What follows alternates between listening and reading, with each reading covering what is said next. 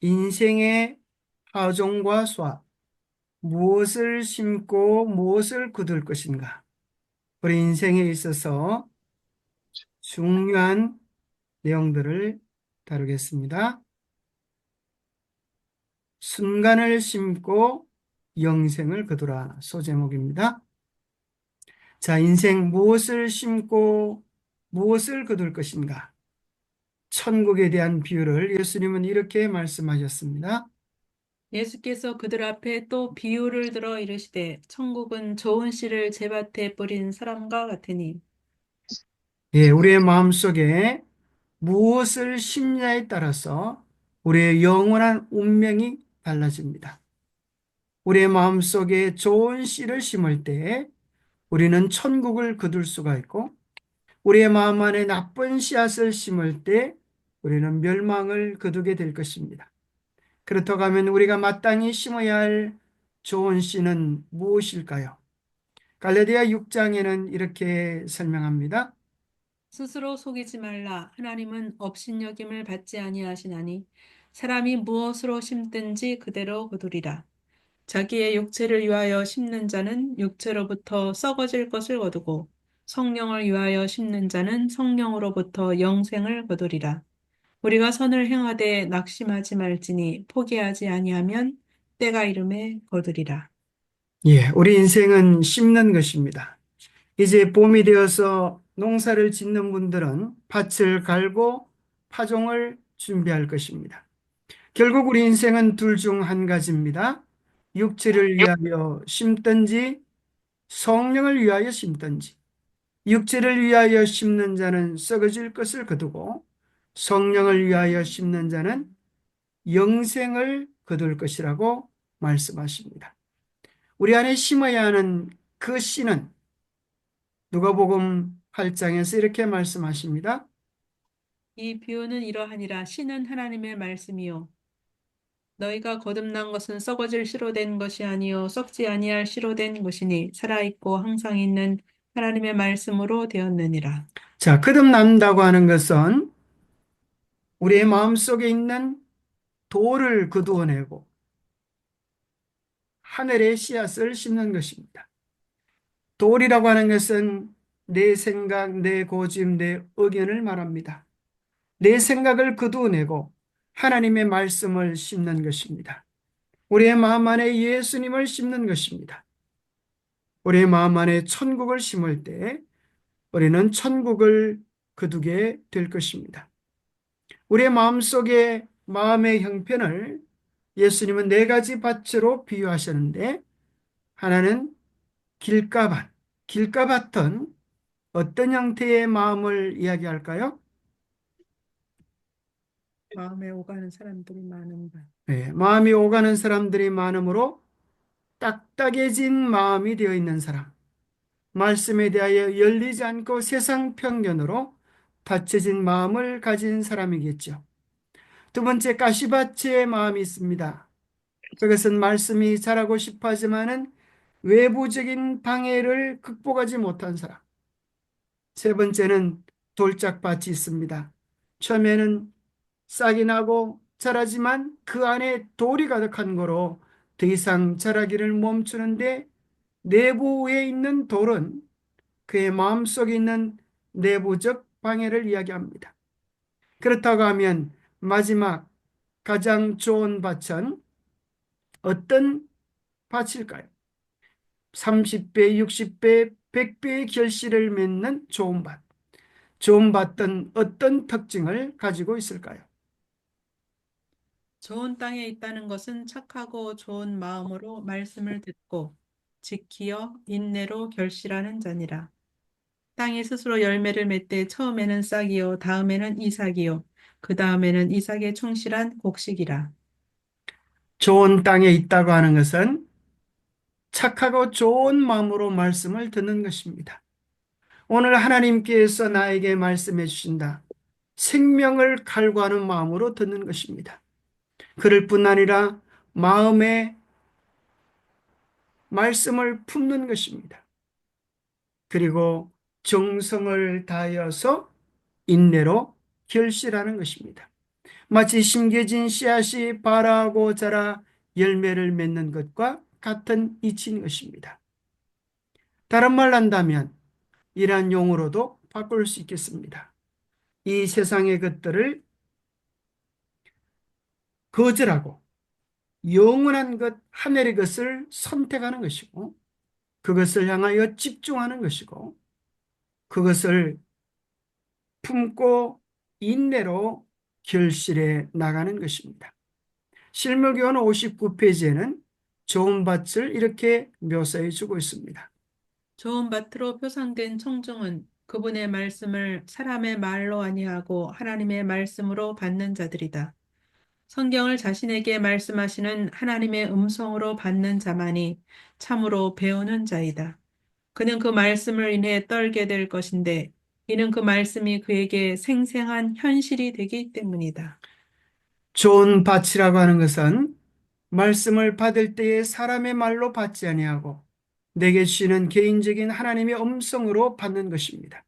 하나님께서 우리 각자에게 말씀해 주실 때에 그 말씀으로 인하여 떠는 경험, 생생한 현실이 되어지는 경험, 그러한 경험을 가진 자는 좋은 밭의 사람입니다. 그럴 뿐 아니라 이러한 경험을 하는 사람입니다. 말씀을 듣거나 읽는 것만으로는 넉넉지 않다. 성경에서 유익을 얻고자 하는 자들은 자기에게 제시된 진리를 깊이 명상해야 한다. 그는 열심히 그 말씀에 주의를 기울이고 기도하는 마음으로 그 뜻을 알고자 하고 그 거룩한 말씀의 깊은 의미를 맛보아야 한다. 예, 듣거나 읽는 것만으로 넉넉지 않습니다. 그 말씀을 깊이 명상해야 합니다. 그 말씀에 주의를 기울이고 기도하는 마음으로 그 뜻을 알고자 말씀의 깊은 의미들을 맛보할 때 드디어 씨앗이 발화되듯이 말씀이 깨달아지고 나의 것이 되는 경험을 할 수 있습니다. 그런데 이제 씨앗이 뿌리를 내리면 땅과 싸움이 일어납니다. 땅에게 영양분을 달라고 합니다. 영양분을 주지 않으면, 물을 주지 않으면 씨앗은 말려 죽는 것처럼 말씀은 우리 안에 뿌리 내리고 우리의 습관과 우리의 관심과 애정을 달라고 하면서 싸움이 일어납니다. 그때 우리가 말씀을 향하여 굴복할 때 말씀은 자라날 수 있는 것입니다. 자라남의 경험이 어떻게 이루어지는지 실물교는 이렇게 설명합니다. 때때로 하나님의 말씀이 사람의 유전과 후천적으로 이루어진 품성과 생활 습관 등과 충동할 때가 있다. 그러나 그 좋은 마음밭을 가진 청중은 하나님의 말씀을 받아들일 때에 계시된 모든 요구 조건을 다 받아들인다. 그러고는 그의 모든 습관과 관습과 행위를 하나님의 말씀에 복종시킨다. 그는 유한하고 허물 많은 인간의 말이 무한하신 하나님의 말씀에 비하면 전혀 보잘것이 없다는 견해를 갖게 된다. 그는 전심을 다해 오직 한 가지 일념으로 영생을 구하게 되고 모든 손실과 박해와 죽음의 대가를 치르더라도 진리를 순종할 것이다. 말씀이 우리의 유전과 후천적 습관과 충돌되어질 때 많은 사람들은 어떤 것을 선택합니까? 자기의 관습과 습관을 하나님의 말씀에 굴복시킬 때 말씀은 더욱 깊이 뿌리 내리며 우리의 것이 될 수가 있습니다. 씨가 자라는 것은 매일매일 우리 안에서 경험되어져야 하는 과정입니다. 씨가 발화하는 것은 영적 생활의 시작을 나타내고 곡식이 자라나는 것은 그리스도인의 성장에 대한 아름다운 표상이다. 천연계에서와 마찬가지로 영적 세계에 있어서도 자라남이 없이는 생명이 있을 수 없다. 식물은 자라나지 않으면 죽는다. 식물이 자라는 소리도 없고 눈에 띄지도 않으나 끊임없이 계속하여 자라는 것처럼 그리스도인 생애의 발전도 그와 같다. 매 발전의 단계마다 우리의 생애가 완전하게 될 수 있다. 놀라운 교훈이라고 생각됩니다. 씨앗이 자라나는 것을 우리는 볼 수도 들을 수도 없지만은 식물은 끊임없이 자라나는 것처럼 그리스도인의 생애의 발전도 그와 같다는 것입니다. 매의 생애가 주님과 연결되어져서 우리는 매일 영적 자람을 경험할 수 있습니다. 그런데 이스라엘의 형편은 잎은 무성했는데 열매가 없는 무화과 나무로 상징되어졌습니다. 그 모습을 보시고 예수님은 그 무화과 나무를 저주하셔서 영원토록 열매를 맺지 못하리라 선고하셨습니다. 오늘 본문에 나오는 교과의 내용들은 우리가 열매에 집중하기보다 외부적인 치장, 허식, 외형, 외식, 의복에 치중하는 것에 대한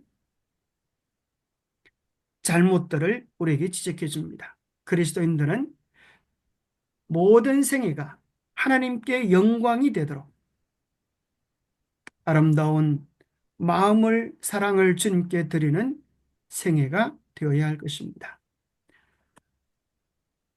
오늘 어떤 분이 저에게 좋은 글을 보내주어서 한번 읽어드리겠습니다. 밤에 자라는 옥수수. 이 옥수수는 밤에 자란다고 합니다. 옥수수는 밤에 자랍니다. 내 인생에 어둡고 우울했던 사망의 엄침한 골짜기. 돌아보니 그 골짜기에서 내 믿음의 옥수수가 자랐습니다. 사망의 엄침한 골짜기, 주께서 나와 함께하지 않으셨더라면 그곳이 내 무덤이 되었을 것을 돌아보니 은혜요, 세어보니 감사합니다. 사망의 엄침한 골짜기에서 날 떠나지 않으셨던 그 주님이 진짜 내 친구입니다.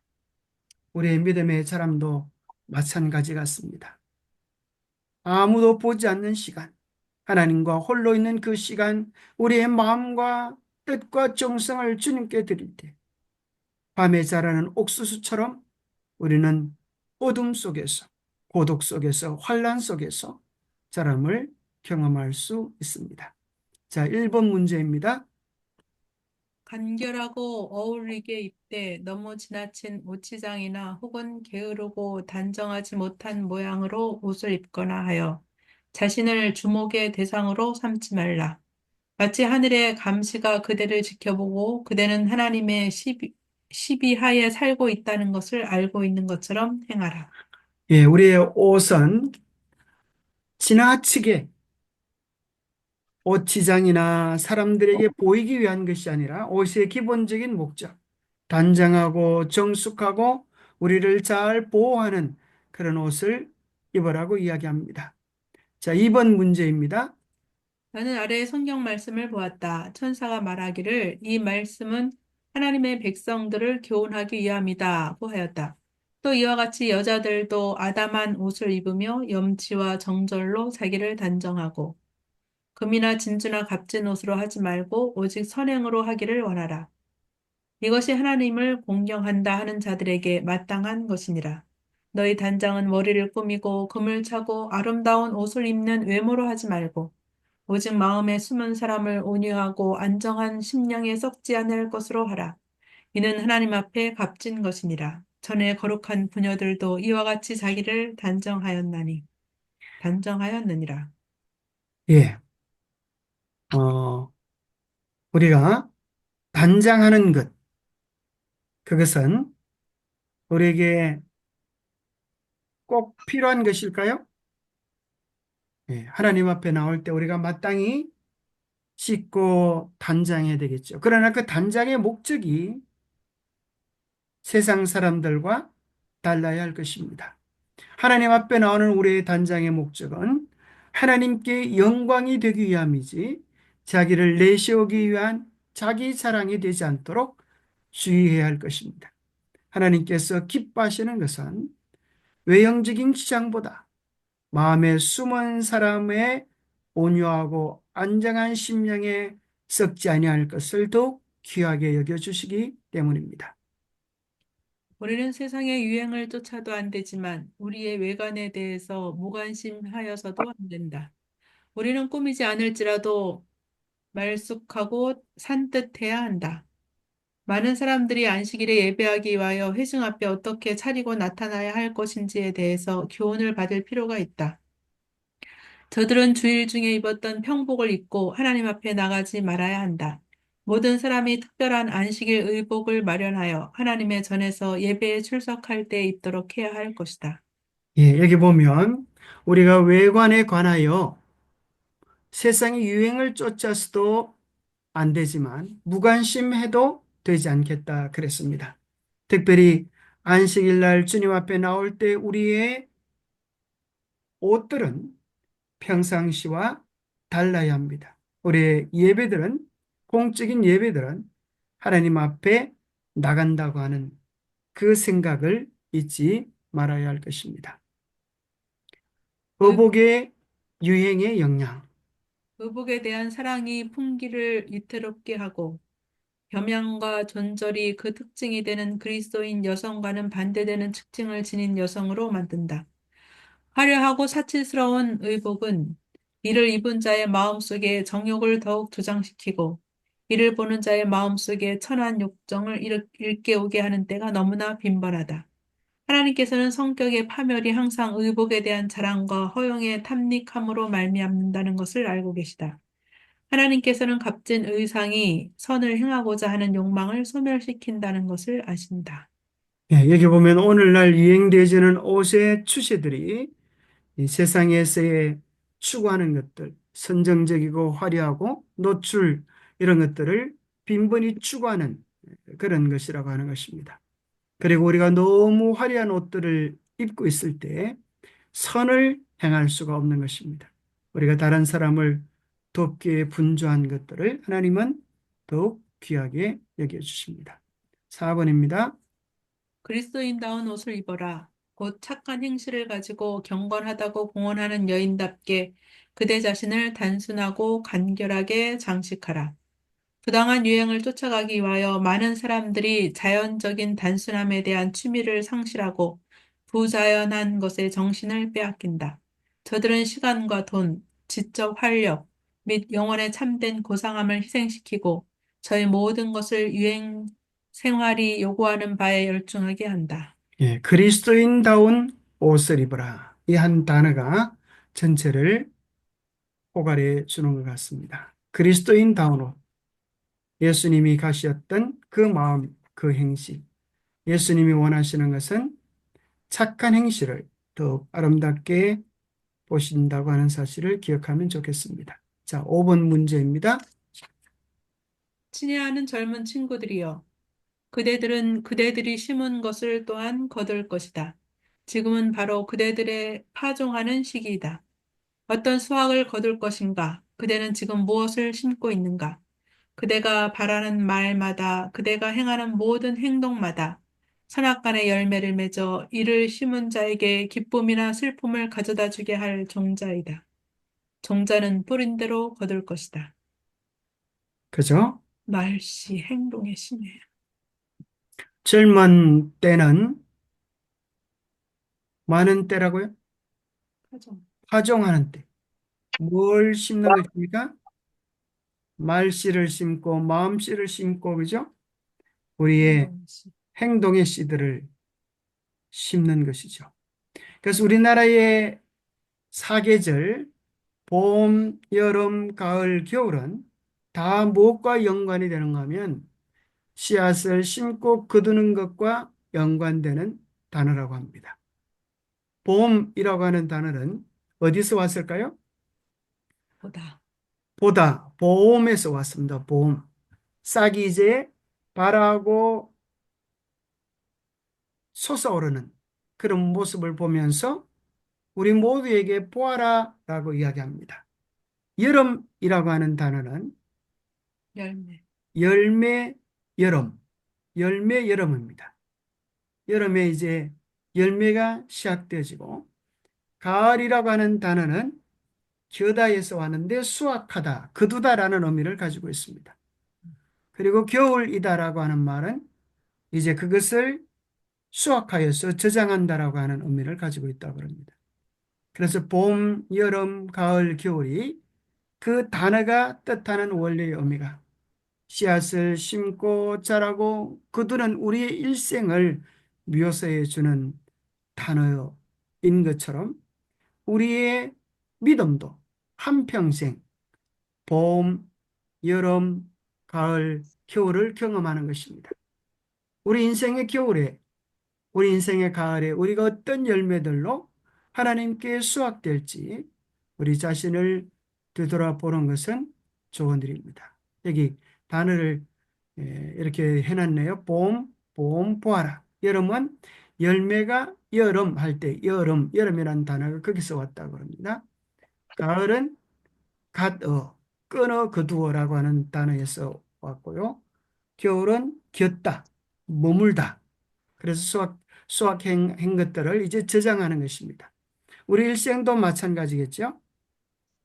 무엇을 심든지 그대로 거둘 것입니다. 육체를 위하여 심는 자는 썩어질 것을 거두고 성령을 위하여 심는 자는 영생을 거두어서 하나님과 영원히 함께하는 기쁨을 누리게 될 것입니다. 자, 우리 운명은 어디에 따라 결정되어지는가? 교회 보내는 권면에 이런 말씀이 있습니다. 하나님께서는 그대들에게 큰 빛과 많은 특권을 주셨다.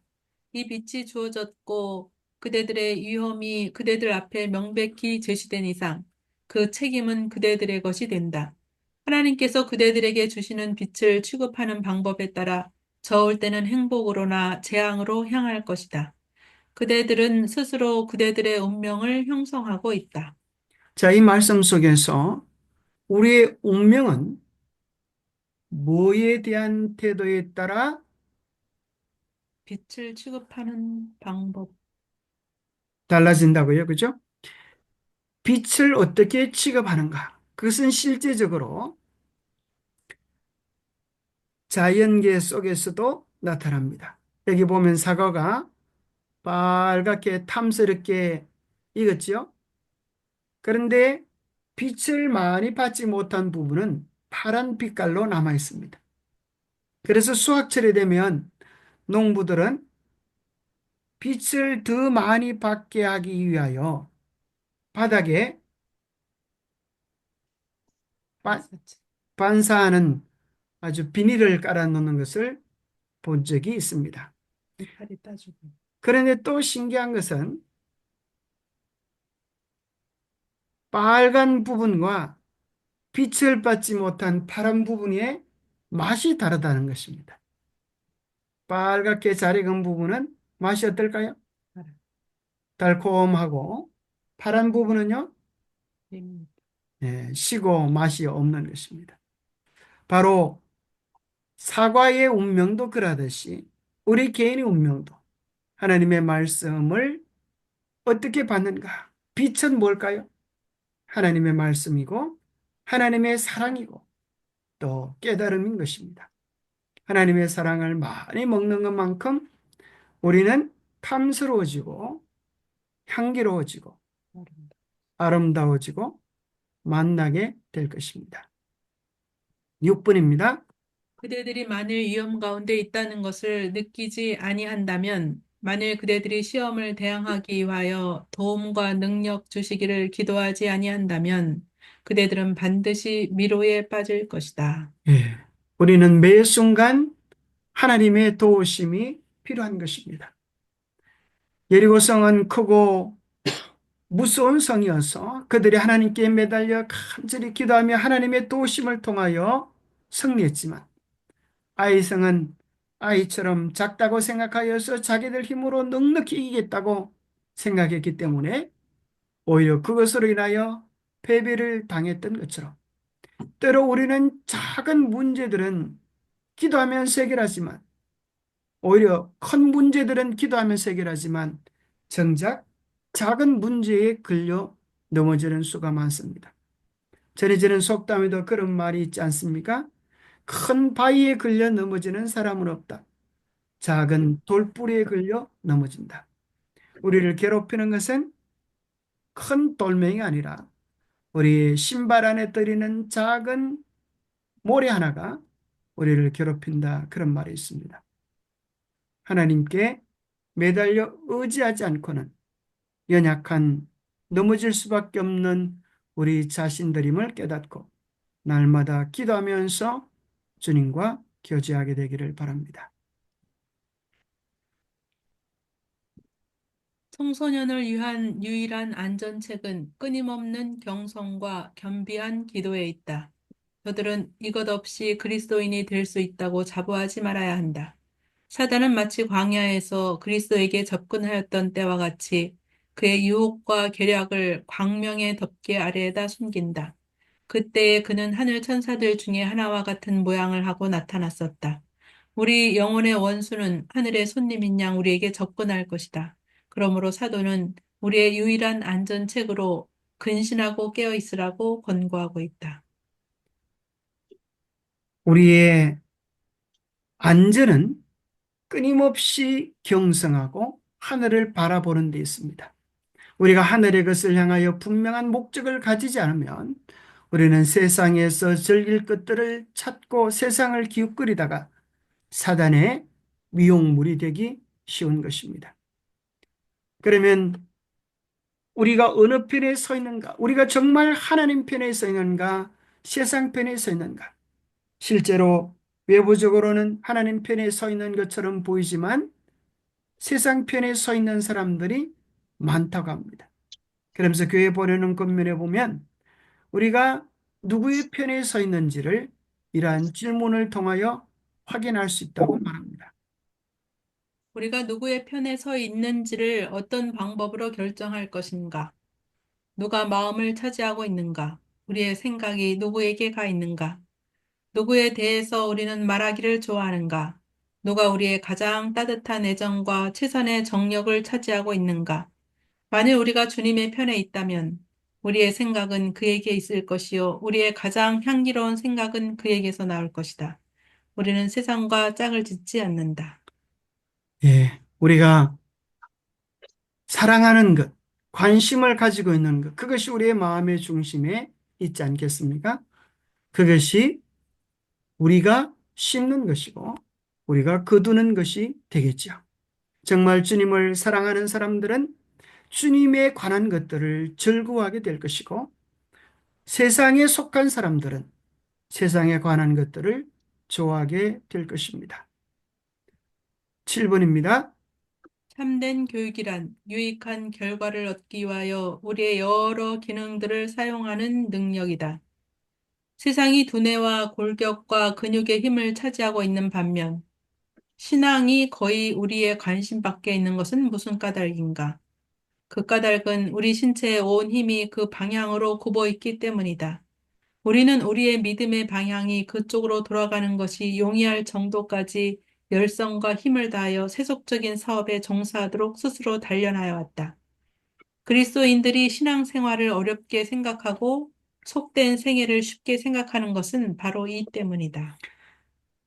예, 교회를 다니지만 신앙생활에서 기쁨을 느끼지 못하고 오히려 세상이 즐겁고 재미있는 이유는 뭐 때문이라고요?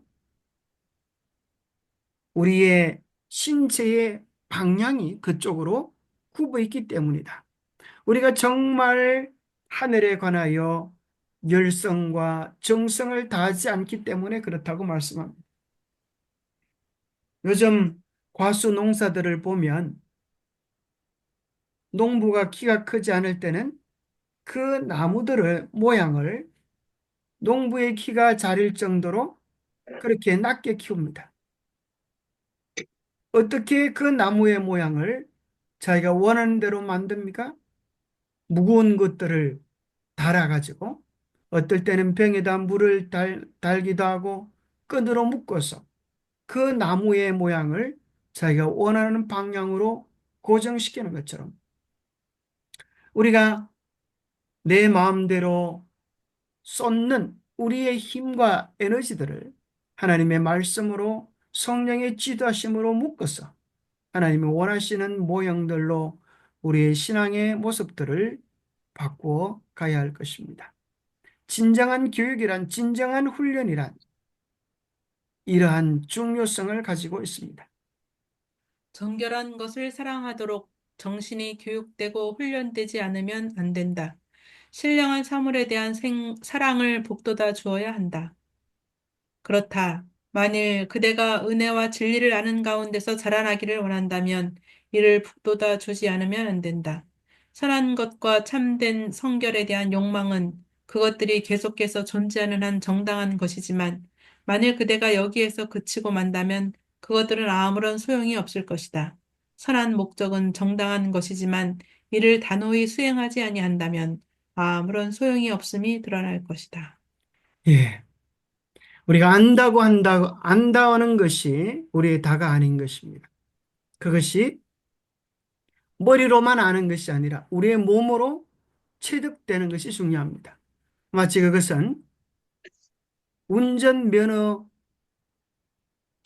발급받았지만 실제로 운전하여서 몸이 그 기술을 배우도록 하는 것과 같습니다. 우리의 신앙생활도 마찬가지입니다. 머리만 안다고 해서 아는 것이 아니라 신령한 사물에 대한 사랑을 북돋아 주어서 그것이 우리의 삶이 되고 생활이 되고 체험이 되도록 해야 합니다. 그렇지 않으면 여기 이야기하기를 우리가 안다고 하는 것 거기서 그친다면 아무런 소용이 없을 것이라고 말하고 있습니다. 그래서 우리는 영원한 것을 스스로 교육하고 그것이 우리의 생활이 되도록 훈련하는 경건의 훈련을 가져야 할 것을 말씀하고 있습니다. 보다 높은 신령한 지식을 얻기 위하여 노력하라. 사랑의 순결한 요소는 영혼으로 보다 높은 학식과 신령한 사물에 대한 증가된 조회로 그 범위를 넓혀서 온전하지 아니하고는 만족하지 않게 할 것이다. 많은 공헌하는 그리스도인들이 이 생에 하잘것없고 썩어 없어질 사물들을 얻는 것처럼 신령한 사물에 대한 지식을 얻기 위하여 대망과 열성을 품고 견인불발하였다면 얻을 수 있었을지도 모를 영적 능력에 대한 각성이 없다. 그리스도인이라고 공언하는 대부분의 사람들이 영적 난장이로 만족하여 왔다. 우리가 어떤 표준을 가지느냐에 따라서 우리의 영적 자람의 키가 정해지게 될 것입니다. 그리스도인들이 이 세상에 하잘것없고 썩어 없어질 사물들을 얻기 위하여는 참으로 부단한 노력을 하면서도 우리가 하늘의 것을 얻기 위하여는 얼마나 작은 수고를 하고 있는지. 그래서 우리가 정말 관심을 가지고 집중하고 훈련할 때 우리는 영적 자람을 경험하게 될 것입니다. 8번 문제입니다. 영적 활동을 즐거워하도록 마음을 훈련시킨 자들은 성천. 승천할 수 있는 자들이며 또한 하늘의 순결함과 굉장한 영광에도 압도되지 않을 자들이다. 예, 우리가 이 땅에서 하늘을 준비할 때, 하늘에 속한 자가 될 때, 하늘에서도 합당한 자가 될 것입니다. 하늘의 품성은 지상에서 획득되어야 한다. 스스로 속이지 말라. 하나님은 만홀이 여김을 받지 아니하신다. 성결함만이 그대를 하늘에 들어가도록 준비시킬 것이다. 그대에게 순결하고 고상한 품성을 주고 그대로 하여금 가까이 할 수 없는 빛에 거하시는 하나님의 임재하심에 들어갈 수 있게 하는 것은 오직 신실하고 실천적인 경건인 것이다.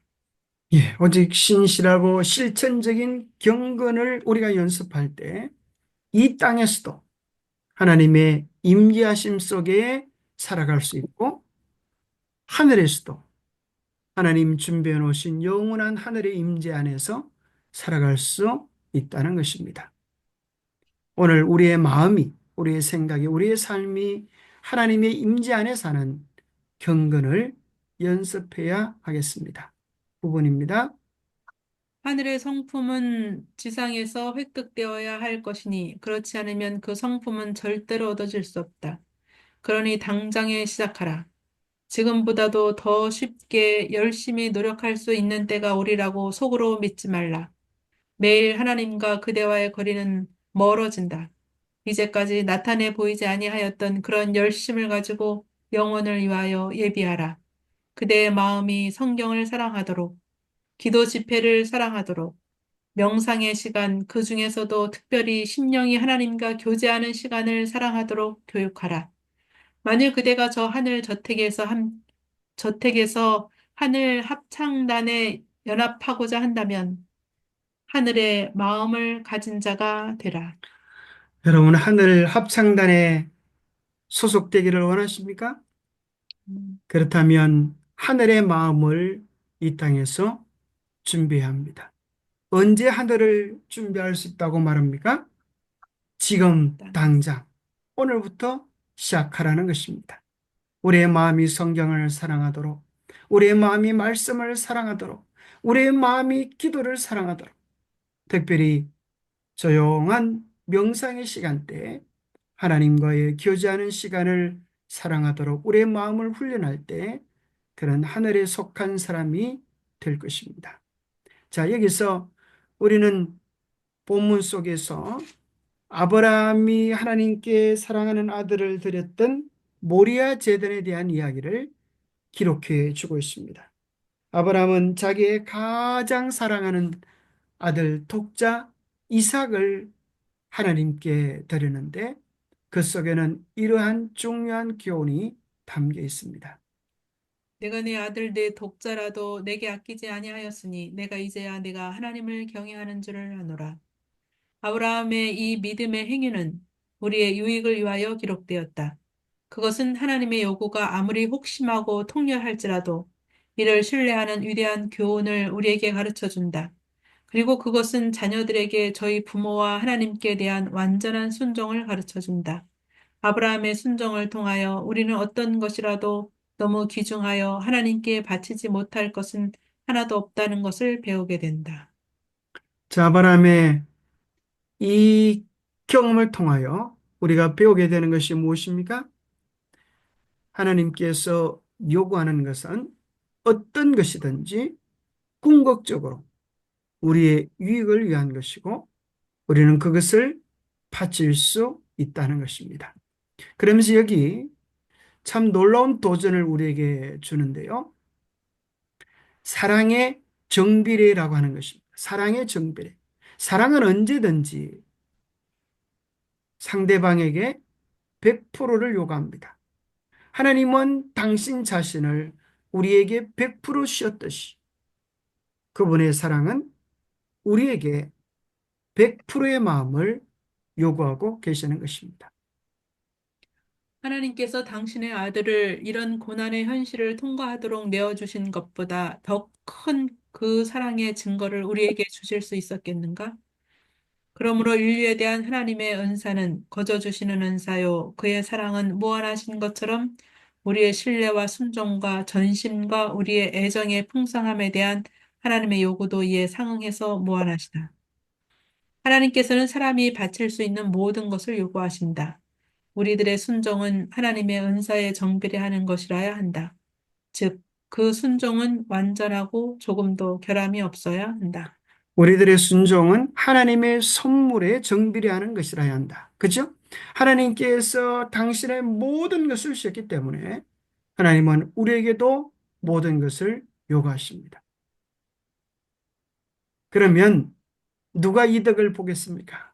우리가 바치는 것은 결국 썩어 없어질 가련한 인생을 주님께 드리는 것이지만 하나님께서는 영원한 것을 우리를 위하여 쏟아 부어 주시는 것입니다. 우리가 주님께 드리는 것은 변덕스러운 마음이지만 하나님은 변함없는 절대 영원한 사랑을 우리에게 주십니다. 왜 하나님께서 우리에게 전부를 요구하시는가 하면 우리가 전부를 온전히 드릴 때 하나님의 변치 않는 사랑을 확신하고 누릴 수 있기 때문입니다. 하나님께서 원하시는 사랑의 정비례의 법칙, 그것을 우리의 삶에서 경험해 보실 수 있기를 축복합니다. 그리스도의 동력자. 자, 우리 청년들이 만일 하고자 한다면 그리스도와 함께 일하는 일꾼이 될 수 있다는 것입니다. 그리고 일하는 가운데 저희 믿음도 굳어지고 저희의 신령한 지식은 증가할 것이다. 모든 진실한 목적과 모든 올바른 행실은 생명책에 기록될 것이다. 나는 청년들이 자신의 만족을 위하여 사는 것과 이 생에 값싸고 헛된 일을 위하여 저희 지능을 위축시키는 것이 죄된 일을 보고 느끼도록 각성시킬 수 있으면 하고 원한다. 저들이 이 세상의 경박한 명물을 초월하여 저희 생각과 말을 향상시키고 하나님을 영화롭게 하는 것을 저희의 목표로 삼기를 원한다면 모든 지각에 뛰어난 하나님의 평강이 저희의 것이 될 것이다. 자, 또 우리들에게 말씀은 이렇게 도전합니다. 빛을 가진 자로 살아라라고 이야기합니다. 어디를 가든지 빛을 가지고 다녀라. 그대가 굳센 목적을 가지고 있다는 것과 나쁜 동무들의 권고로 말미암아 쉽게 흔들리는 우유부단한 인물이 아닌 것을 보여주라. 하나님의 이름을 더럽히는 자들이 말하는 것에 쉽사리 찬성하지 말고 오히려 죄 가운데 있는 영혼들을 회개시키고 교정하고 구원하는 데 반대하는 자들을 기도에 의지하여 온유와 겸손한 마음으로 권고하라. 한 영혼을 죄에서 구원하여 그리스도의 깃발 아래로 데려올 때에 하늘에는 기쁨이 있고 그대의 기쁨의 면류관에는 별이 달릴 것이다. 예, 어디를 가든지 우리는 빛을 가지고 다니고 세상의 나쁜 친구들을 만날 때에도 그들의 유혹에 흔들리지 말고 그들을 사랑하는 복음의 내용을 알려주어서 그들을 구원한다면 우리의 면류관에 아름다운 별이 달릴 것입니다. 어디를 가든지 빛을 가진 자로, 사랑을 가진 자로, 복음을 가진 자로 우리가 살아갈 수 있게 되기를 축복합니다. 자, 10번 문제입니다. 하나님께서는 청년들이 열심히 있는 자들이 되고 당신의 고상한 사업에 일할 수 있는 준비를 갖추고 또 책임을 감당할 수 있는 자격을 갖추게 되기를 원하신다. 하나님께서는 하나님을 영화롭게 하고 인간을 복되게 하기 위하여 부패하지 아니한 정신을 가지고 굳세고 용감하게 그들 앞에 있는 싸움을 싸우려고 결심한 청년들을 요구하신다. 예, 청년들의 때는 얼마나 소중한지 하나님께서 당신의 일에 열심히 있는 청년들을 부르고 있습니다. 비록 청년들이 아닐지라도 우리가 살아있는 한, 우리의 힘이 있는 한, 우리에게 기회가 주어져 있는 한, 우리의 마음을 주님께 드릴 필요가 있습니다. 오늘 하나님은 우리 모두에게 물으십니다. 너는 무엇을 심고 무엇을 거두기 원하느냐? 순간을 심고 영혼을 거두게 되기를 바랍니다. 우리의 일생을 심고 천국을 거두게 되기를 바랍니다. 우리 안에 예수를 심고 예수님의 품성을 거둘 수 있게 되기를 바랍니다. 우리 안에 있는 복된 소망을 인하여 만나는 모든 사람들에게 빛의 통로가 되는 삶이 되기를 축복합니다. 기도하겠습니다. 하나님 아버지, 우리가 정말 마음을 가지고 우리의 생각을 집중해야 할 것은 잠시 후에 사라질 세상이 아니라 영원한 하늘임을 깨닫게 하여 주심을 인하여 감사합니다. 아멘. 우리의 마음이 외모적 단장에 집중되지 않게 하시고 우리의 숨은 속사람을 아름답게 할 수 있도록 도와주시옵소서. 아멘. 그리하여 우리의 삶에 주님을 닮은 그리스도의 향기가 가득할 수 있도록 도와주시옵소서. 아멘. 봄이 되어서 온 누리가 아름다운 꽃들로 향기로 가득한 것을 보고 우리도 예수님을 닮아가는 예수님의 향기가 되기를 열망하는 봄이 되게 하여 주시옵소서. 아멘. 하나님의 특별한 인도하심과 도우심과 보호하심이 우리 모두와 함께하여 주시고 하나님께 더욱 가까이 나아가는 영혼을 수확하는 우리 모두가 되도록 축복하여 주시옵기를 우리 주 예수 그리스도 이름 의지하여 간절히 간구하옵나이다. 아멘. 아멘.